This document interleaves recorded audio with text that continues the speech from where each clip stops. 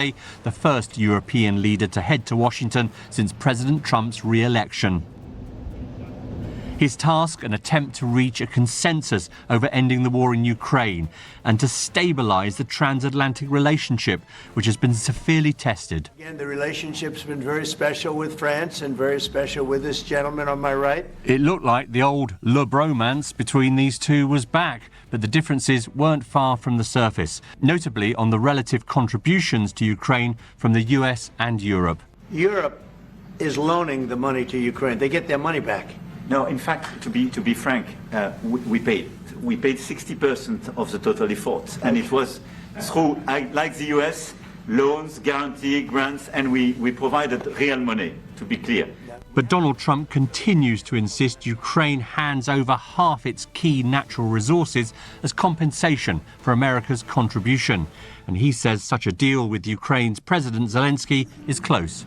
I will be meeting with President Zelensky. In fact, he may come in this week or next week to sign the agreement, and which would be nice. I'd love to meet him.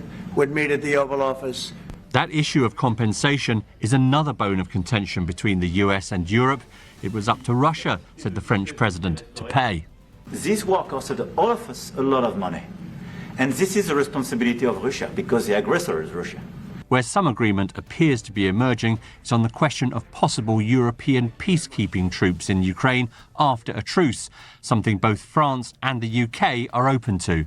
We also spoke about these issues at length with the president. We've worked with President Zelensky and gotten to some of the details of the various phases of the negotiation, and we've also been able to speak about some of this work with our British partners to talk about deployments of peace forces on Ukrainian soil, which are part of these security guarantees. Later, President Macron said progress had been made, including on the question of troops. And now there's a clear American message that the U.S., as an ally, is ready to provide that solidarity for that approach. That's a turning point, in my view. There is still no concrete proposal for ending the war in Ukraine, but Europe's leaders will at least hope they are now back at the negotiating table. Clive, I think President Macron and other European leaders will take some heart from today's meeting. They are at least back at the table and talking.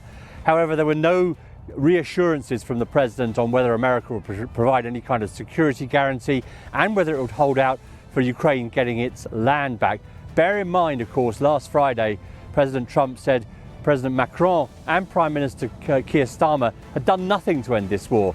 Now he's saying they're being a great help.